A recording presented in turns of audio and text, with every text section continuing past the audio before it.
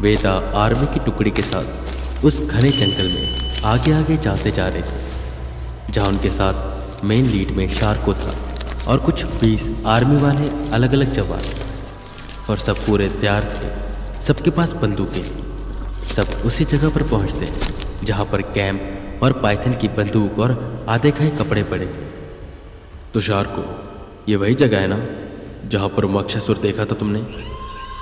वेदा ने कहा, जिस पर शार्को डरते हुए ऊपर की ओर देखता है और जैसे ही देखता है तुरंत फायर करता है।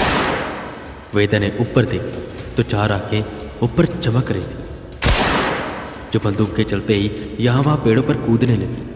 वेदा सबको शांत रहने को कहते हैं कि इतनी देर सांप जैसे दिखने वाले हाथ एक आर्मी वाले को पकड़ कर ले जाते हैं।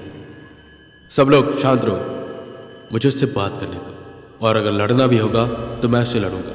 तुम सब बंदूक मत चलाना, पीछे की ओर जाओ, वेदा चिल्लाते हुए कहते। इतनी देर में सबको कुछ गिरने की आवाज आती है। वेदा ने टॉर्च उस दिशा की तरफ की जिस दिशा से वो आवाज आई थी। वही आर्मी वाले की लाश नीचे आकर गिरी थी। वेदा सबको शांत रहने को कहते और धीरे धीरे आगे जाते कि एकदम से उसके ऊपर मक्षासुर कूदता है। वेदा ने उसे अच्छे से सामने से देखा, ठीक उसी तस्वीर जैसा शरीर, पर उससे भी ज्यादा भयानक। बड़े बड़े दांत, उसके मुंह से गिरती लाल, और अपने पैर सीने पर रखता है और अपने एक हाथ से उसके गर्दन को दबोचता है और एक ही बार में उसका सर धड़ से अलग कर देता है। और वो इतनी तेजी से करता है कि आर्मी वाले का सर तो बाहर आता ही है, पर रीढ़ की हड्डी भी साथ में आ जाती है। मक्षासुर अपने मुंह को खोलता है और उसका सर अपने मुंह के अंदर डाल लेता है और खाने लग जाता है। वो उसके मुंह को चबाते चबाते वेदा की ओर देखता है। शार्को सबको पीछे जाने को कहता है और वेदा से भी कहता है कि वो पीछे आए, पर वेदा उन्हें शांत रहने को कहते हैं और आगे जाते हुए कहते हैं, तुम भी मेरे सपने में आए थे, तुम्हें स्थान चाहिए ना? देखो, किसी को नुकसान मत पहुंचाओ, मैं तुम्हें स्थान दिलवा दूंगा। जिस पर वो मक्षासुर रीढ़ की हड्डी को फेंकता है और जोर से चिल्लाता है। सब उस पर फायर करने लग जाते हैं, जिस पर यहाँ वहाँ कूदते हुए मक्षासुर एक एक करके आर्मी वाले को पकड़ता है और उन पर हमला करता है। अब मुझे ही इससे निपटना होगा, भले मैं बीमार हूं पर इतना सक्षम जरूर हूं कि तुझे हरा सकूं।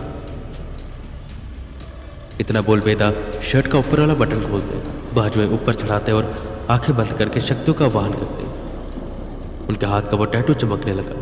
वो मक्षासुर शार्को को पकड़ता है तो उसका सर वो धड़ से अलग करने वाला होता है कि बिजली की रफ्तार से वेदा आते हैं और एक झटके से उसका हाथ काट देते हैं। शार्को नीचे गिरता है और नीचे गिरते ही वो वेदा को देखता है और वेदा को देखते ही हैरान रह जाता है। उनकी आंखें चमक रही थी, वो थोड़े हवा में उड़ रहे थे।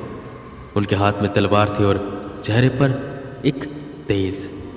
मक्षासुर चिल्लाने लगा, पर तुरंत उसका वो सांप जैसा दिखने वाला हाथ वापस से उग आया। एजेंट भी, शायद इसका हाथ रेप्टाइल का हाथ है, इसलिए कटने के बाद भी दोबारा उगा रहा। तुम इसकी गर्दन पर वार करो। इतने में मक्षासुर शार्को को उठाकर दूर फेंकता है। शार्को पेड़ से टकराया और जमीन पर गिरा और बेहोश हो गया। वेदा और मक्षासुर की लड़ाई शुरू होती है, जहां वो मक्षासुर के वार को अपनी तलवार से टैकल करते जा रहे हैं।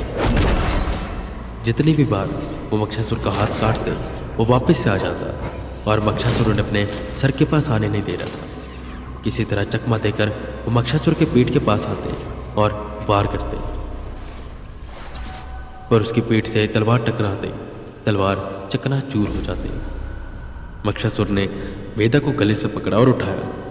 एकदम से वेदा को एक जाने पहचाने पावर सेंस बिजली की रफ्तार से कोई आया, जिसने उस मक्षासुर का सर धड़ से अलग किया। वेदा जमीन पर गिरे। उन्हें समझ नहीं आ रहा था कि यहाँ पर हुआ क्या। उन्होंने यहाँ वहां देखा तो कोई भी नहीं था। तभी उन्हें सीटी की आवाज आई। उन्होंने पलट कर देखा तो वहां एजेंट टेस्पी यानी कि संदीप खड़ा था, अपने हाथों में मक्षासुर का सर पकड़े। संदीप, तुम यहां पर कैसे? तुम तो जेल में थे ना? जिस पर हंसते हुए संदीप बोला, संदीप अरे हाँ, मैं। पर तुमने मुझे पहचाना नहीं मेरे प्यारे भाई? भले ही सौतेला भाई हूं, इसका मतलब ये नहीं कि तुम मुझे भूल जाओगे। वेदा का सर चकराया और शायद इसी वजह से उनकी तबीयत खराब हो रही थी। खतरा आ चुका था, देवा आजाद हो गया था। मैं तुम्हारा भाई हूं, संदीप। नहीं, ये शरीर संदीप है, मैं देव हूं। पर ठहरो, मैं देवा भी नहीं, उससे पहले मैं कुछ और था और उससे पहले कुछ और। बहुत सर दर्द है, पर हाँ, फिलहाल मैं संदीप हूं। और यह संदीप ना बड़ा बेवकूफ है, मेरी आत्मा को काबू करने आया था, पर वो जानता नहीं कि मैं कौन हूं, मेरी ताकत क्या है। अब तो उसकी ताकत भी मेरे पास है और मैं उसी की ताकत से इस असुर की आत्मा को काबू करूंगा और उसकी शक्तियों को अपने अंदर समाहित करके और ज्यादा ताकतवर हो जाऊंगा। तू सोच रहा होगा मुझे कैसे पता चला कि तू कहां पर है, तू कहां पर जाएगा, क्या करेगा, क्या खाएगा। ये सब मैं अच्छे से जानता हूं, तेरे अगले कदम को मैं पहचानता हूं, मुझे पता चल जाता है। और एक और बात, मुझे पता चल गया उन द्वारों के बारे में, उस शैतानी सिंह के बारे में भी। पर मैं ऐसे उसे नहीं ले पाऊंगा। भले ही इसके अंदर मेरी आत्मा है, पर ये शरीर तो थोड़ा कमजोर है ना, इसे शक्तियां चाहिए। मैं ऐसे असुर जो आजाद हो रहे हैं, ऐसी ताकतें जो दूसरी दुनिया से आई हैं, उन्हें अपने अंदर समाहित करूंगा और फिर बनूंगा मैं अगला शैतान। और शैतान बनने के बाद मैं उस दुनिया में भी राज करूंगा, इस दुनिया में भी राज करूंगा। और जो मेरा सपना था, मरे लोगों की फौज बनाना, यानी कि अनडेड आर्मी, वो भी मैं बनाऊंगा। भले ही देवा के रूप में मैं ये कर नहीं पाया, मुझे वो पत्थर चाहिए था जिसे तूने कहीं छुपा दिया, पर उसे मैं ढूंढ लूंगा। मेरा पहला लक्ष्य वो है। और ये मत सोच कि उसे ढूंढने के लिए मुझे तेरी जरूरत होगी, तू ना रहे तो ही बेहतर है। और अब मैं तेरे साथ क्या करूंगा ये तूने सोचा तक नहीं होगा। आखिर में तुझे मौत मिलेगी मेरे ही हाथों, और तू जिसका अंश है ना, वो फिर कोई अगला जन्म लेकर आए। पर जब तक वो बड़ा होगा, तब तक इस दुनिया पर मेरा राज होगा, मेरा राज, दुष्यंत का राज। इतना बोल उसने मक्षासुर का सर जमीन पर रखा और वेदा पर हमला किया। वेदा बचाव करते, पर वो काफी तेज था। वेदा की तबीयत भी उतनी ठीक नहीं थी, वो कमजोर महसूस कर रहे थे।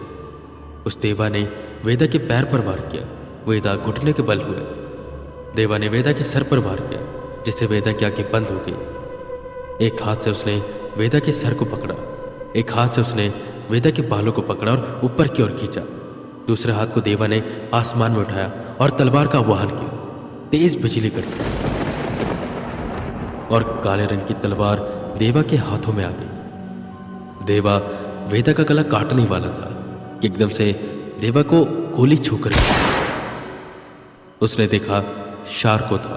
उसने हाथ में बंदूक पकड़ी हुई थी और वो देवा की ओर बंदूक ताने खड़ा था। उसे कह रहा था दूर जाने को, जिस पर देवा वेदा को छोड़ता है, यानी कि संदीप वेदा को छोड़ता है। उसने मक्षासुर का सर उठाया और चला गया। वेदा जमीन पर गिरा।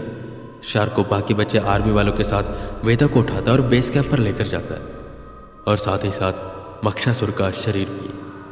मक्षासुर तो मारा गया, पर वेदा की तबीयत और भी ज्यादा खराब हो चुकी थी। वो होश में आ ही नहीं रहे थे।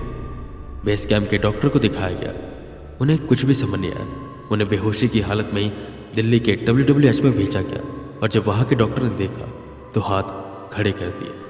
वेदा कोमा में जा चुके थे, कब उठेंगे किसी को पता नहीं था। और वेदा कोमा में जा चुके ये सुनकर सब हैरान हो गए थे और सोचने लग गए थे कि अब आगे क्या होगा।